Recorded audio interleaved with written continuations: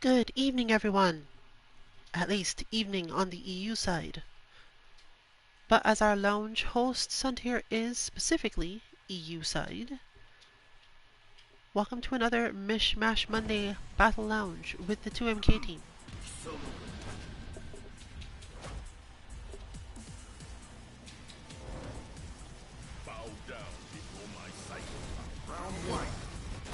This is basically a Central Europe lounge.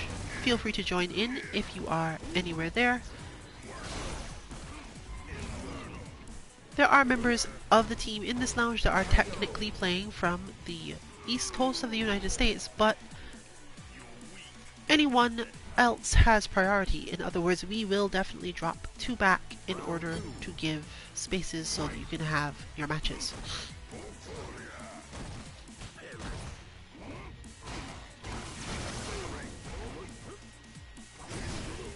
I haven't actually checked all of the settings for this. I'll do it probably in a moment. But it is definitely a 3 rounds, first to 2.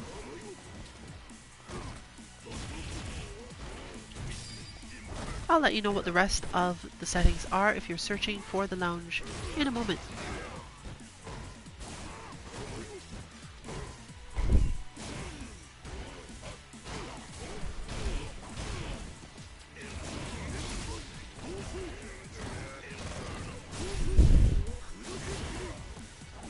Today we're not working on anything in particular. Everyone's probably just going to be playing to their strengths and seeing how those interact.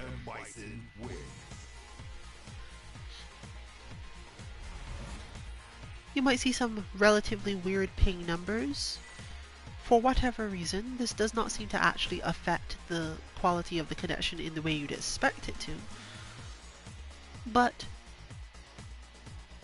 if you realize that the connection is fluctuating, or if you see pings changing consistently when you join, it might indicate that things are not going to be so good.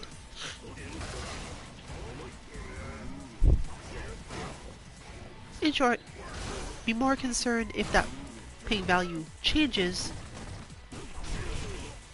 than if it seems to be low.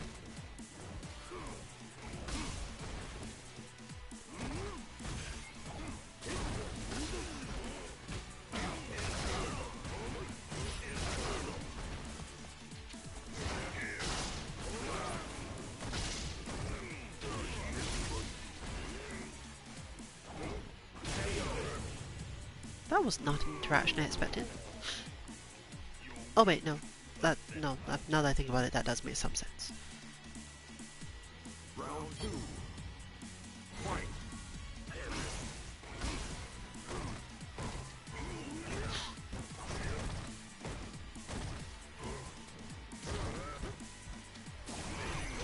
As noted prior, we're not absolutely sure what days we will have EU streams versus not.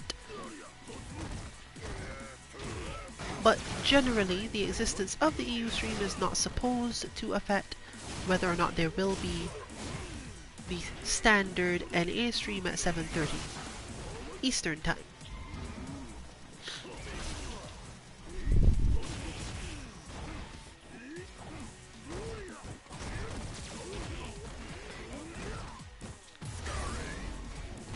Very intentional control there with the corner guard.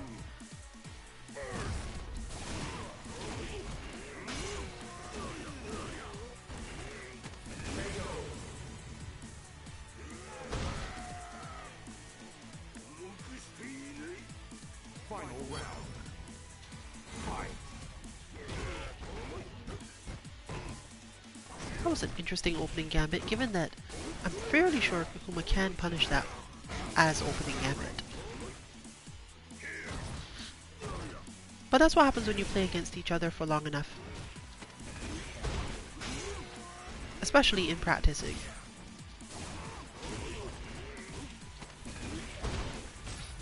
Teammate battles are a good timing and way to test specific interactions.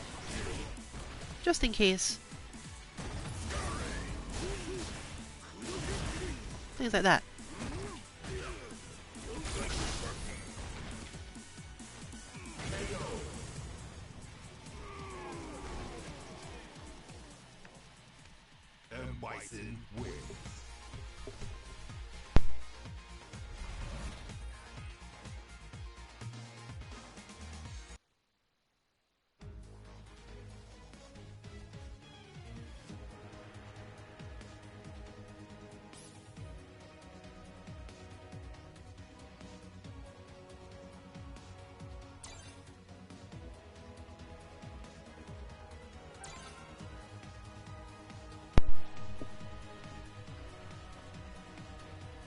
we've seen this... Have we seen this Sagat before? Let's do this.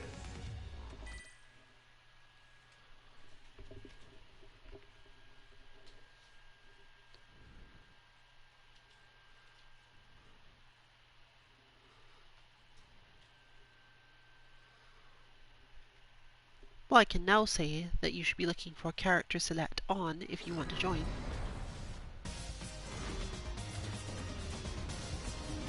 There is a very base connection restriction, so it is possible to be unable to join it altogether, but if it was at 1 bar, it was probably not quite good enough.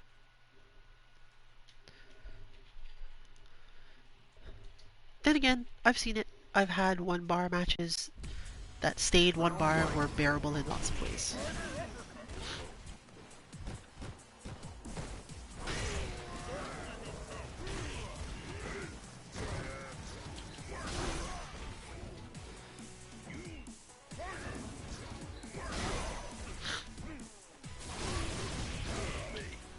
Sagat is one of our best characters to learn from bot things, as the character is not super complex and was built with the standard Sagat styles by Capcom.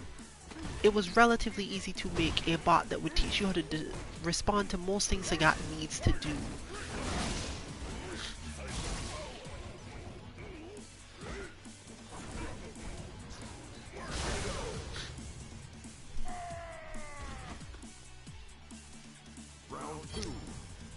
You do, however, have to continue to be careful of his meter, as even though the bot will teach you how to deal with it, the kind of point of the character is that there isn't much you can do against Sagat's metered options.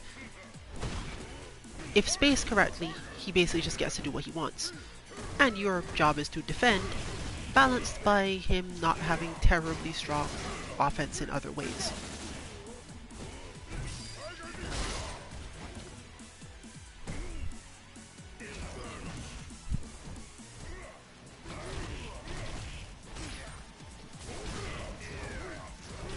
Surprised that missed.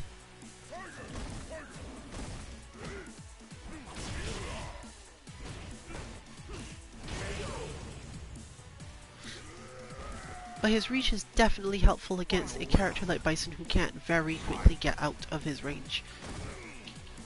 Neither backdash nor walking back will be enough to get out of Sagat's mid-range spacing.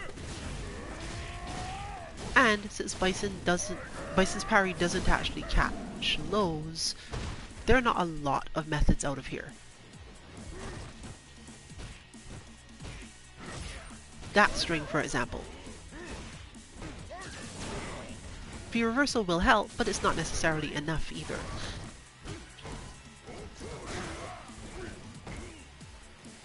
Honestly, there isn't much of an answer to that, it's just how Sagat deals with Bison.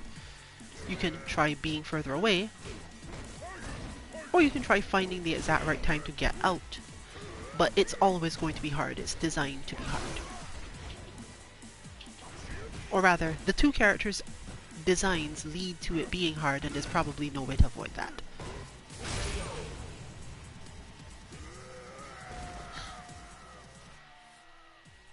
Sagat wins.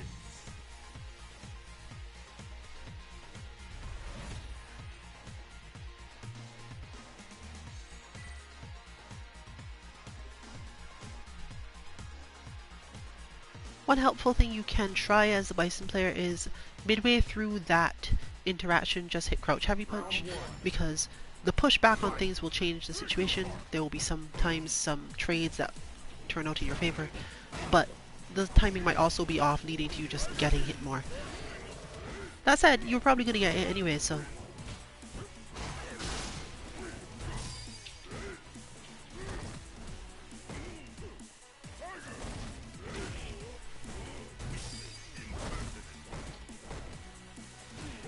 This is actually true for a lot of Sagat's block strings, because he's counting on having the range that you can't move away from him, and having sufficient and superior reach so that if you stick out a button, his will arrive both after and more effectively. Not every character has the option that Bison does, but the crouch heavy punch is a good way to just put out something that wins against most other options without extending a hurt box too much.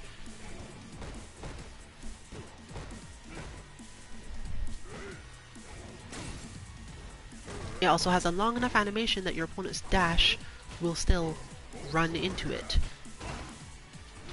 making your job a little easier on that front too.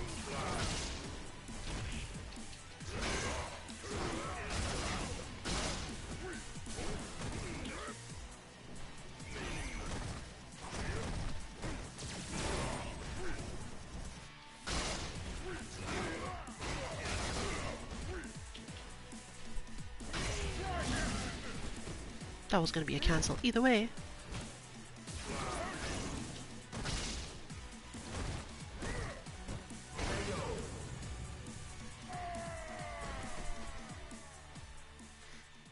And Bison wins.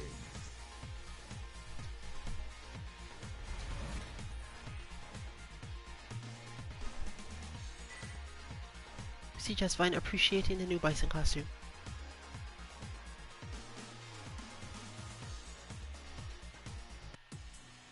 Round one. Fight.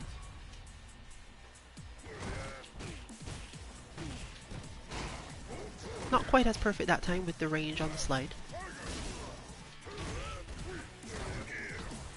But because of, again, Sagat fighting from relatively far away, we often suggest trying to see what your character can do that won't necessarily lead to a hit, but will make the Sagat player have to think. The more trained they are, the more trained you have to be for your efforts to work out, but that's exactly what this sort of match is. Two gold players pushing on each other's training more so than much else.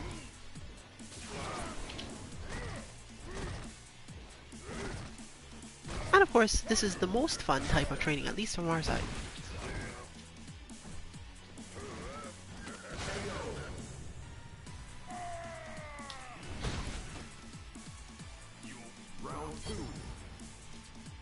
Moving through the correct movements for everyone else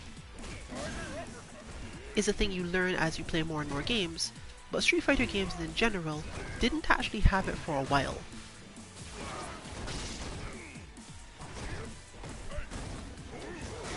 Or it wasn't a thing built into most characters, leading to a kind of lopsided experience in certain games.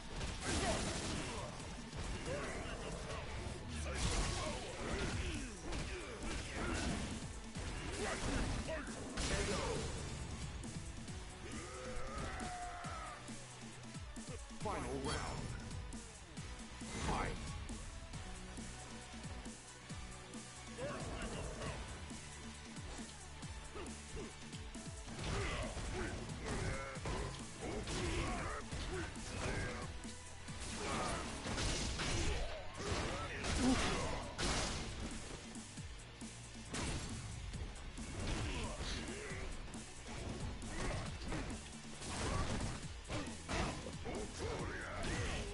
Always good to get extra practice of this type just for interactions alone. It can be hard to build up strong reactions to complex situations if you just don't get to see them that often.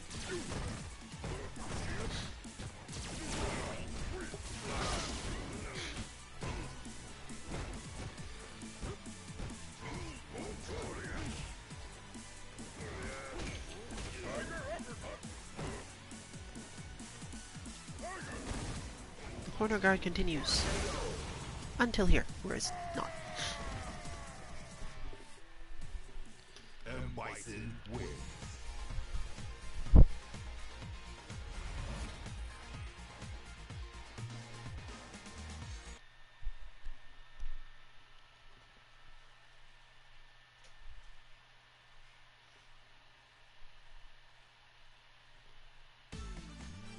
It's go time.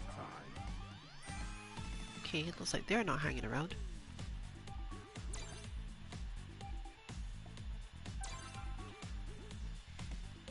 Let's do this. And our Bison taking a breath instead.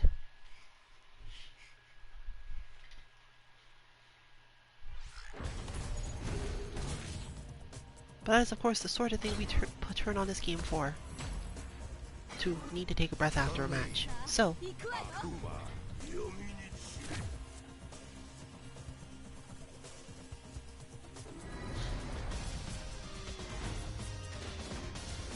let's see if we can create the same sort of energy here. After everything, it's still just randomly picked grid. Fine.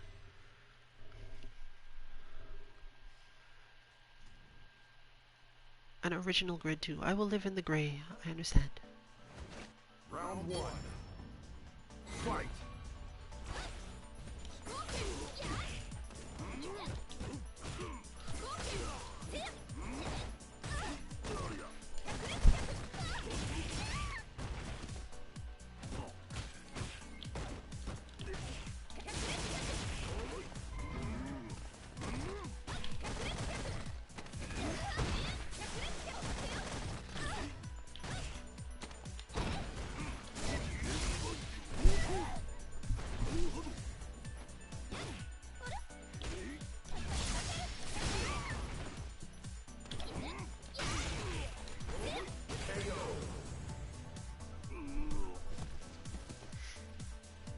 One of the things you'll notice from both sides of this matchup is people constantly trying to master all of the aspects of movement.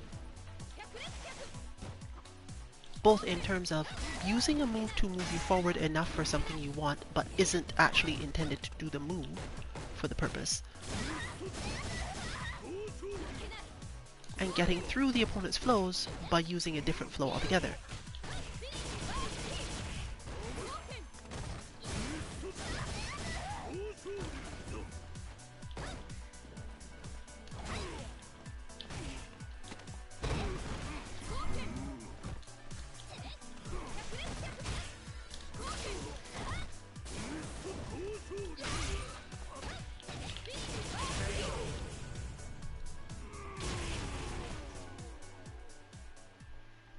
You win.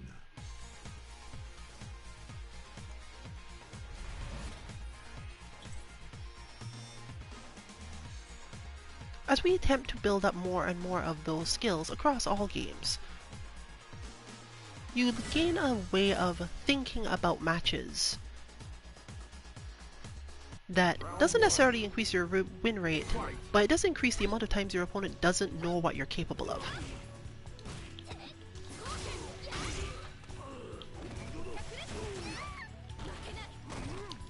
And there are few things more useful than your opponent not being sure whether or not they should counterattack something.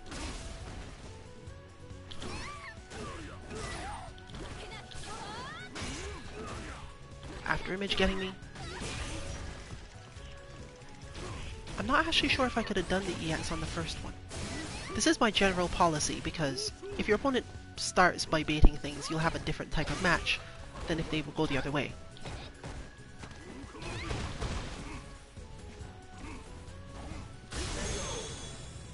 Ooh, that was a late cancel. I don't even think that was a lag, that's just probably the last possible frame you can cancel that.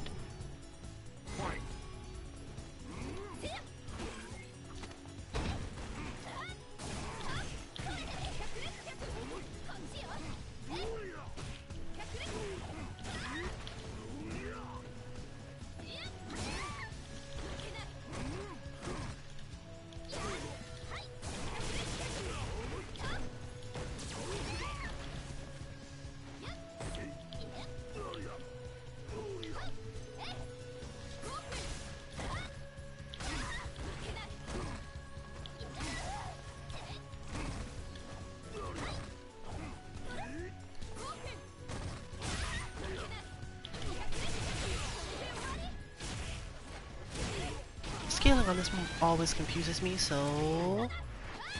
Okay, got it, stop.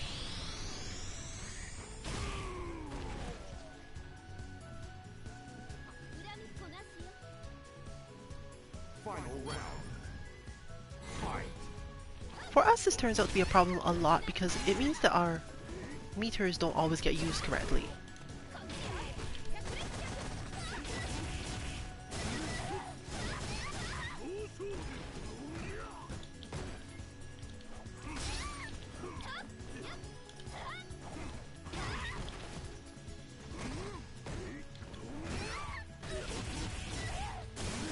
example, in my case earlier there, it was better to take the Hadouken as the hit, simply because it would give me enough V-meter, but I just didn't get a chance to use it, presumably because my opponent was already on the lookout for that.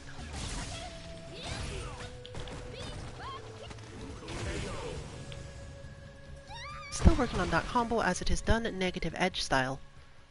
You lose.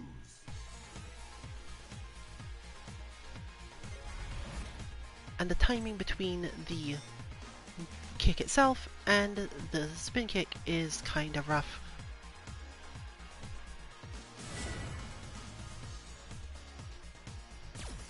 I think it's probably better than one frame, Round one. but negative edge, charge, move, release can in fact be, strictly speaking, one frame lengths.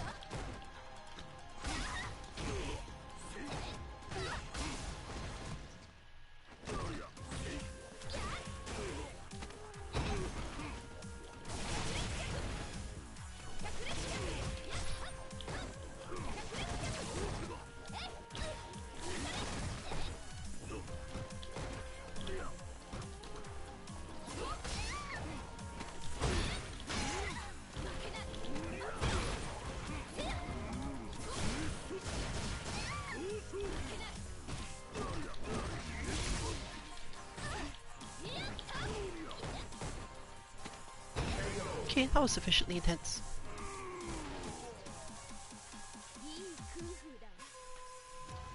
Round two. Fight.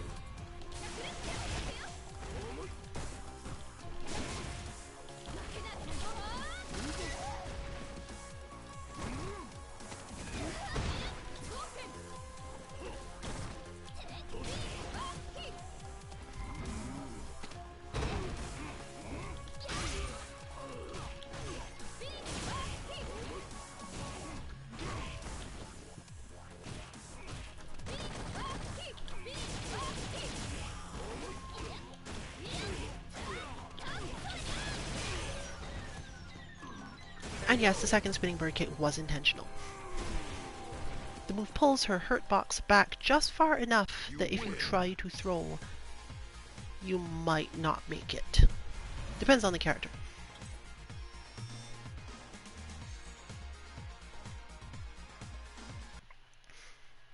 Interestingly, EX spinning bird kick does not work particularly well, at least, because you're relying not on a frame data situation, but explicitly on a different shift. Let's do this.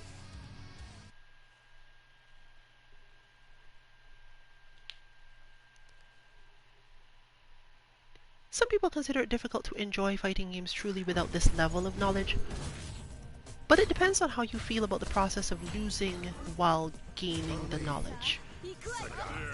There's quite a few things that you can build up some intuitive concepts of based on just doing what looks like it should work and then looking carefully, possibly in replays, to figure out why it did or did not.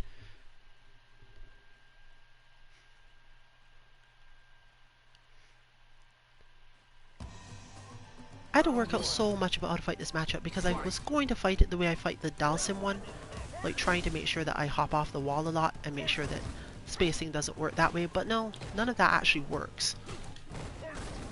The key to this matchup is always to make Sagat not want to uppercut you.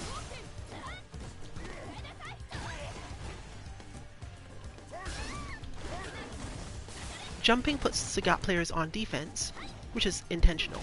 You can use this to play neutral more, move around more, get more speed out of it. But you have to create a scenario in which Sagat doesn't want to uppercut.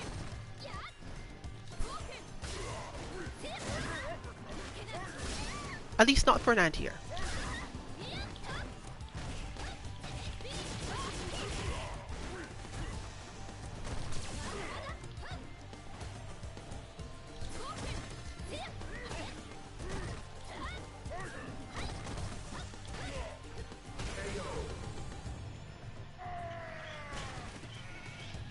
This isn't necessarily terribly hard to do because he isn't one of those characters who has a bunch of different uppercuts he can use based on a situation. He has basically two.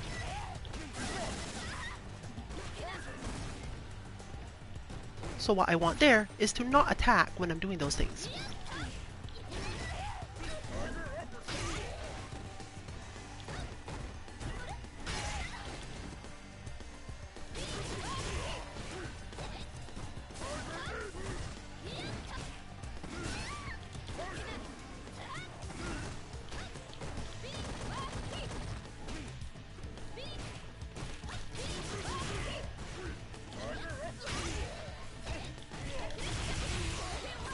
Again, scaling is going to decide what happens here, and Sagat, I think, has quite the health to make this not work.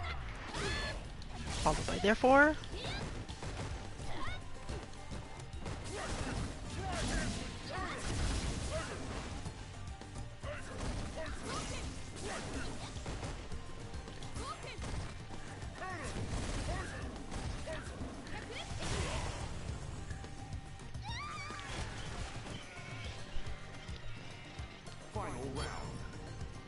Technically, I probably should have gone for the EX instead. My opponent is still watching, and they're watching quite well, so they still have the moments of, no, you're definitely messing up this jump, I should definitely still uppercut. That one was, for example, me hitting a button when I shouldn't have. But now I'm basically at the point where I'm thinking it's better if they are on that mental space, where I can get them to uppercut.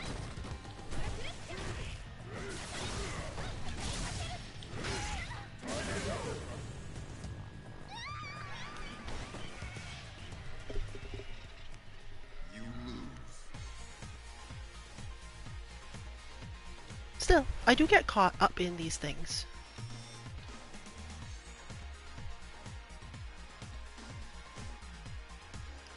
And it is definitely possible to lose matches by getting so caught up in perfecting the trick, perfecting the mind space you're trying to manipulate or work on, that you overlook obvious options such as not attacking as much or not approaching or throwing fireballs where you have space to do that. Because Sagat isn't actually all that good at the fireball game versus Chun-Li. She has too much reach on certain things. He can't choose to just throw them as part of a standard game plan.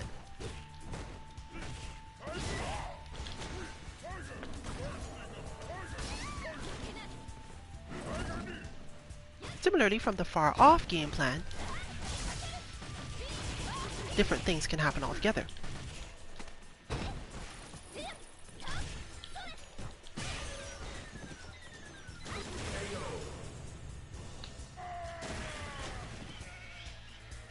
But I'd say Sagat's slightly better off at the far off fireballs game plan. Because even though that is dangerous, it's not as dangerous as certain other things.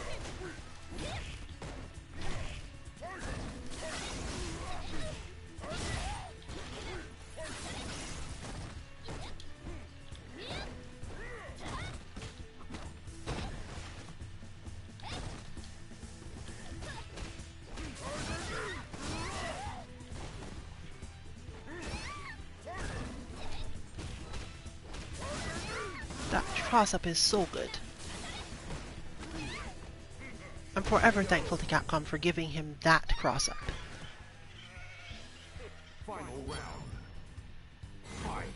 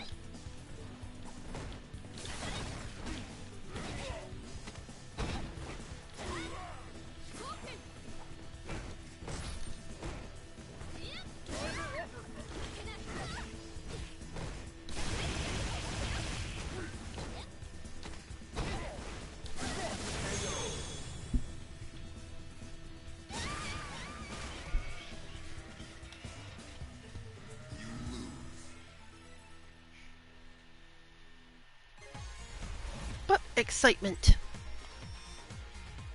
And hopefully they got something out of that practice-wise.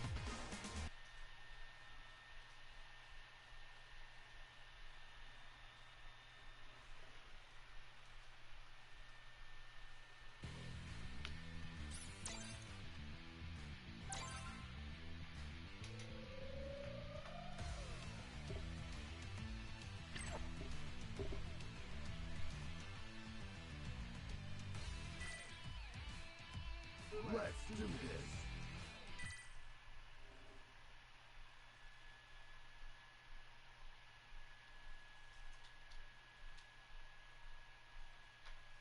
As for me, that was sufficiently hype, and while I do not necessarily remember everything I have just learned that I can work on, I can always just replay it. Even for games where keeping the replay isn't so useful or great, we at least now have streaming and multiple ways of recording matches to throw on top of that. This is particularly helpful when you're feeling like you've learned something from someone else's match. Since in Street Fighter that works fine, but for games like Multi-Blood, watching two other people fight and realizing, oh, I should learn how to do this thing, it doesn't really help you if you didn't save their replay.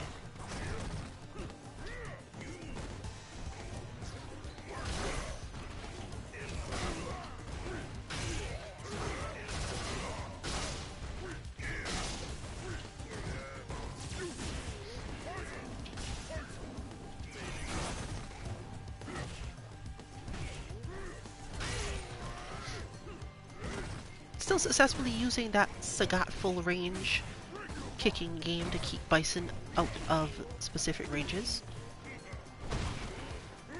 You can beat this with perfectly timed scissor kicks, but it's not usually a good idea because you aren't really reacting, you're guessing.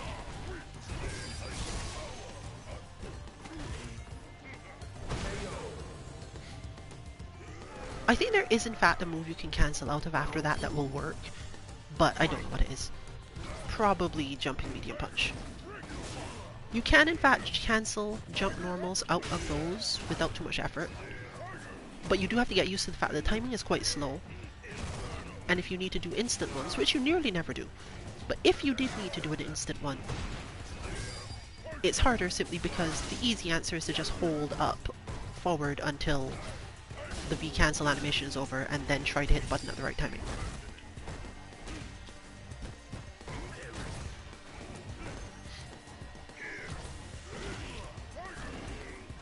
Tactically, this is a difficult part of this match. Bison still has the opportunity to get V-meter, but V-meter doesn't really kill Sagat, especially not in this form. There's too much regular meter usage needed, so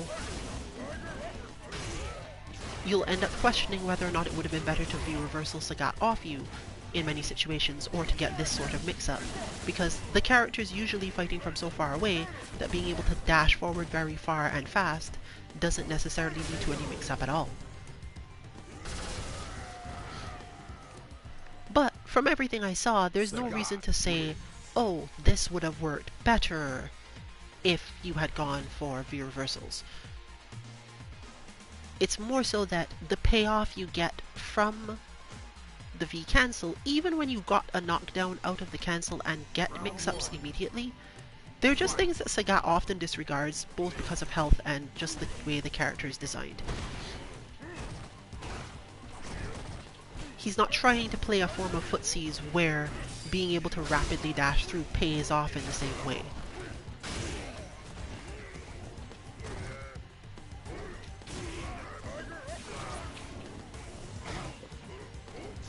Whereas the dash can lead to situations in which Sagat can be baited into things, but the faster the player is, the less likely this is to actually work.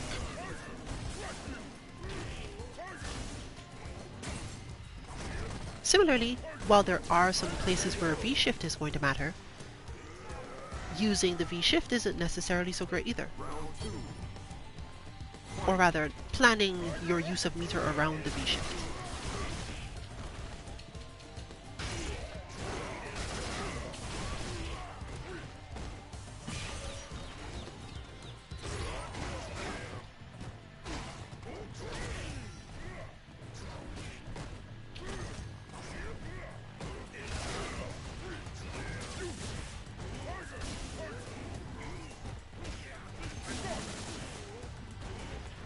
In this situation, the V reversal is probably best, simply because it allows one to make sure Sagat doesn't hit more buttons, keep the corner guard going for longer, etc. So that's the sort of decision you can make based on, oh, I still have meter and I'm cornered, and even better in that moment was, oh, you ended up in the corner somehow. Well, let's just use this to keep you there as best I can. Bison's extremely long jump and extremely long heavy kick do tend to cause Sagat some problems in the zoning aspect of this matchup, but Sagat can zone Bison a lot more slowly than other characters.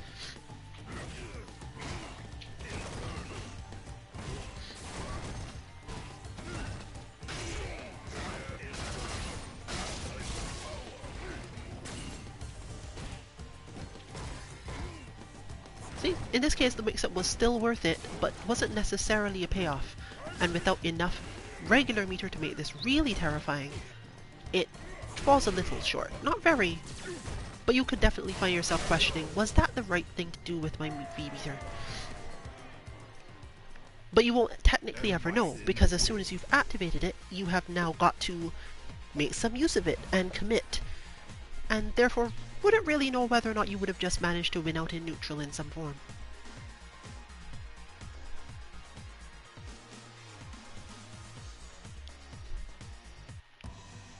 Round one. Fight.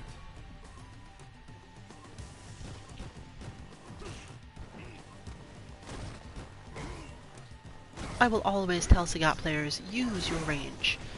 No matter how much anyone else gets through it, no matter how much they trick you, no matter how much they just block their way through the whole string, use the range because it will help you more or less relax into whatever plan you have.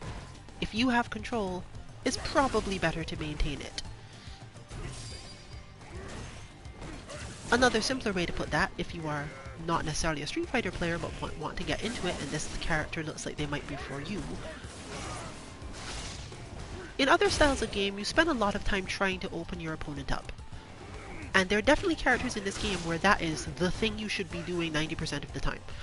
Sagat is not that character. Sagat does not need to spend much, if any time, caring about whether or not the opponent is being opened up.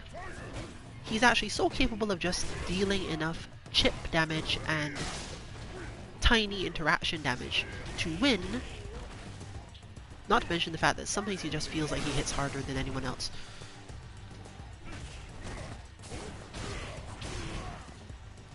That your main thing you should be focused on when you are not calm anymore is defense.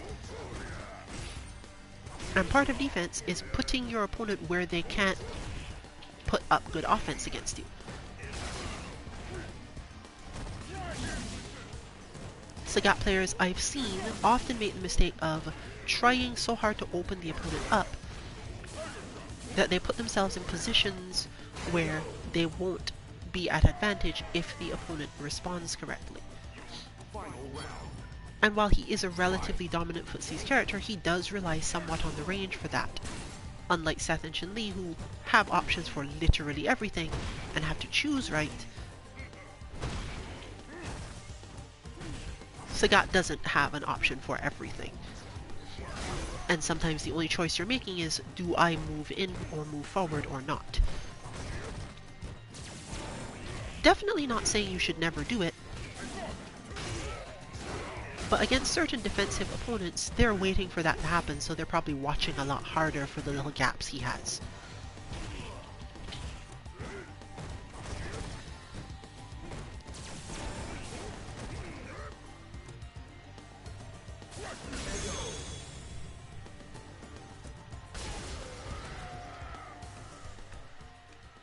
Sagat wins. That sort of lockdown situation is always harder because if Sagat has meter, you are unlikely to be able to dash through it. I'm not sure if this is because the EX Tiger Shot is actually much faster, or if it's just the startup being faster that's enough to make that difference.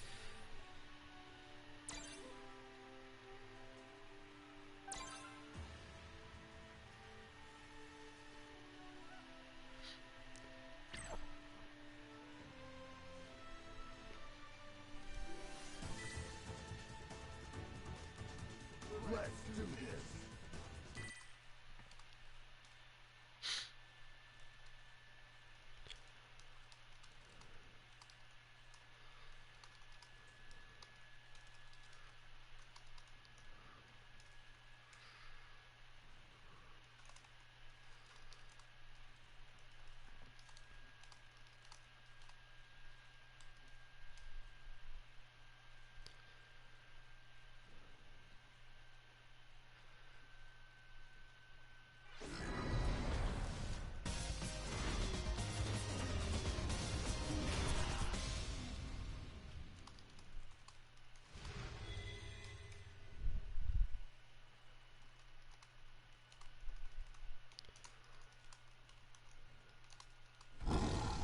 Round one.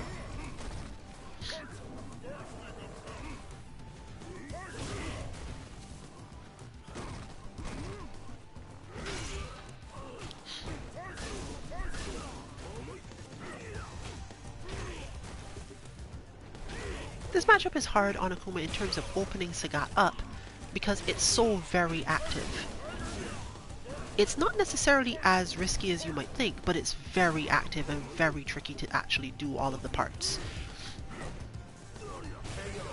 You can definitely watch lots of high level or high-ish level matches of this though to see more so what I'm talking about, because I'm probably not going to be able to put it in words well enough for it to matter. There's a lot of cross-ups, making Sagat move to a specific space and then like quickly doing uppercuts to whiff punish things, specifically light uppercuts. Light uppercut will cause you to drop fast enough that it's difficult for Sagat to get a strong punish on it.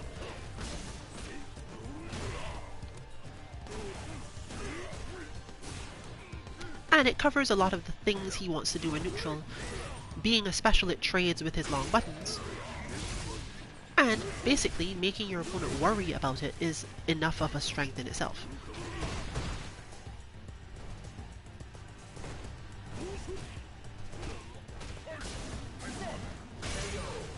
This of course means that if you want to commit to this as a flow for the game, you end up using your V meter to control Sagat at close range.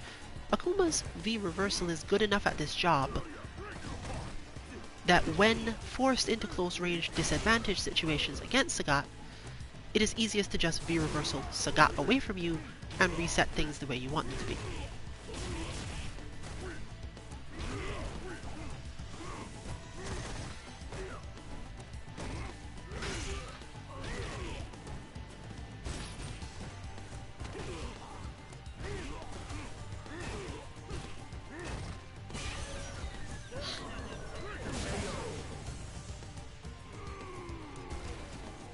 This also tends to counter Sagat's usage of his max range trickery, such as the overhead you just saw and one of the kicks he uses.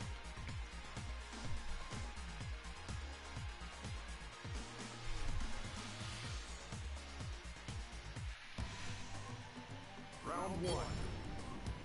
Fight.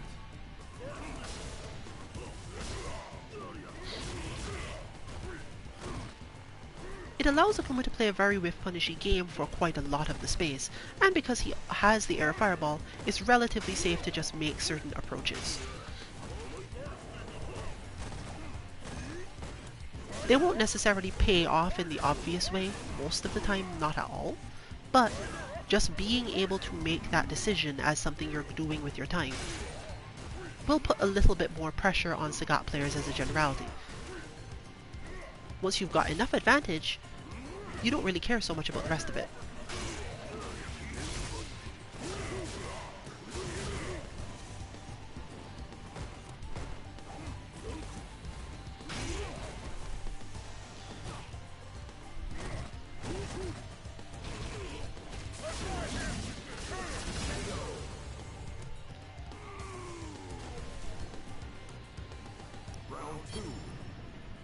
In fact, our Akuma's only real problem in that matchup was explicitly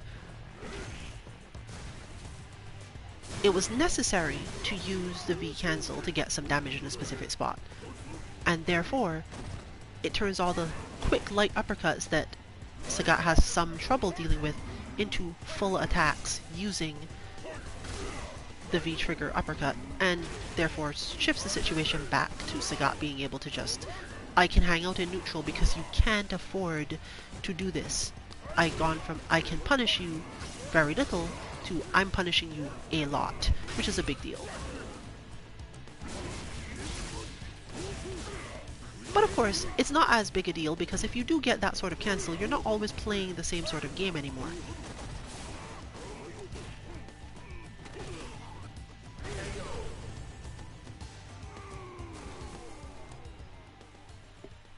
Sagat wins.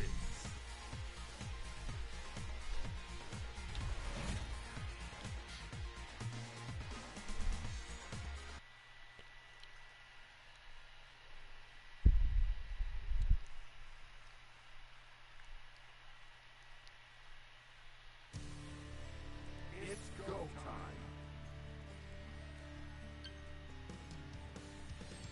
Looks like they're off.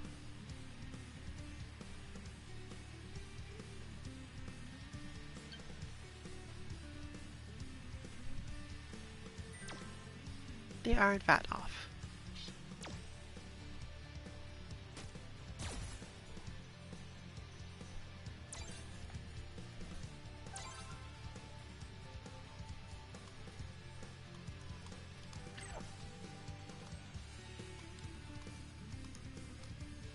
Let's do this.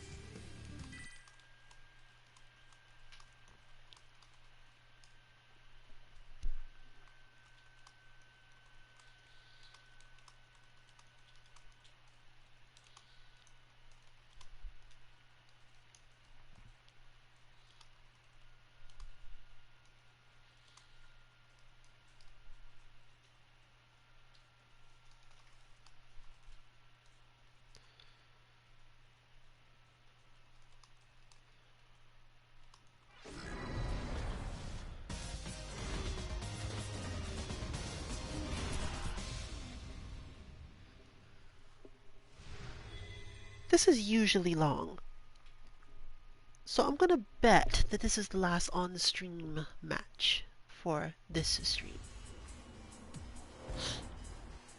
But because it's long, I'm not starting an outro now. We'll continue to discuss the match itself.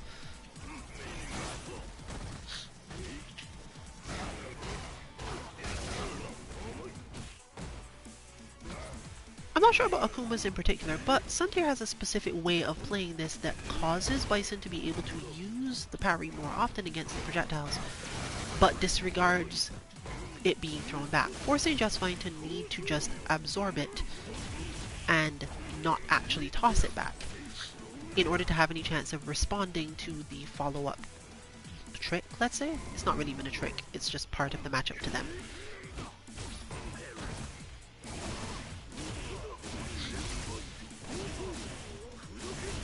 This in fact comes up a lot in terms of them playing neutral, because Bison can't simply walk at Akuma without having to deal with the projectile.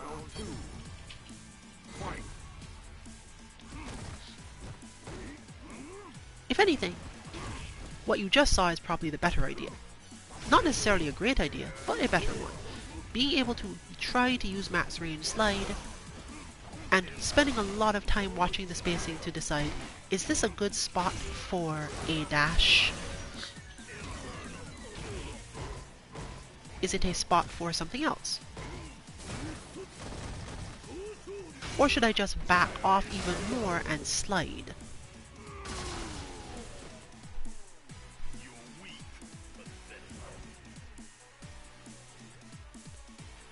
The better Bison's spacing when he slides, the harder the punish is. Is that actually combo? No, not today.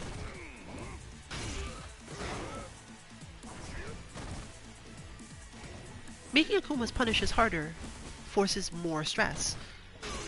But more importantly, showing that slide is a main option you're using in neutral means that the opponent is more likely to try to move into positions where you sliding isn't a good idea, which are better positions for Bison's flow than otherwise, as it means that Bison is now within dashing range instead of just outside it.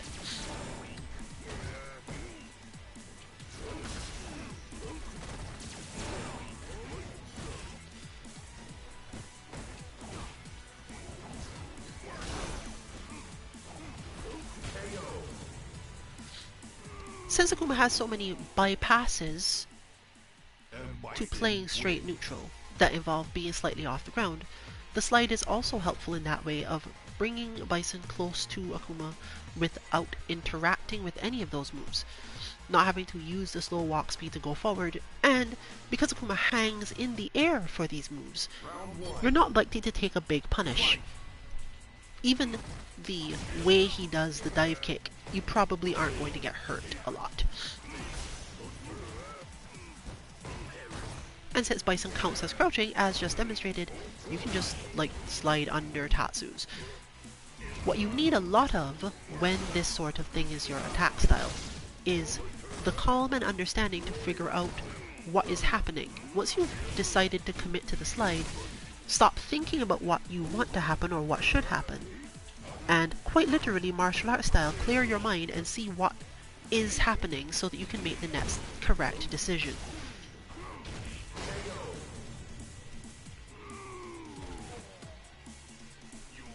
This is an extremely vital aspect of fighting games, to the point where we design entire, not only bots but katas, to help you blank your mind after you have committed to an action.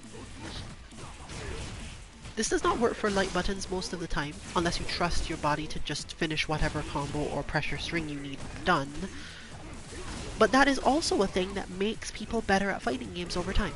The ability to just know that, yeah, my body will finish this combo for me. I can mentally check out and go think about something else. What is happening? What is the spacing I'm at now? What is about to happen? Even taking a glance at your opponent's meter is useful in these same situations.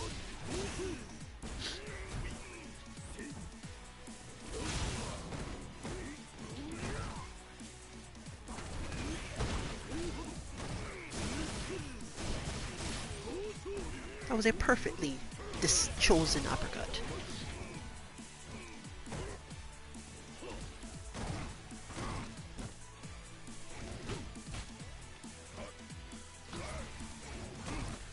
Spacing.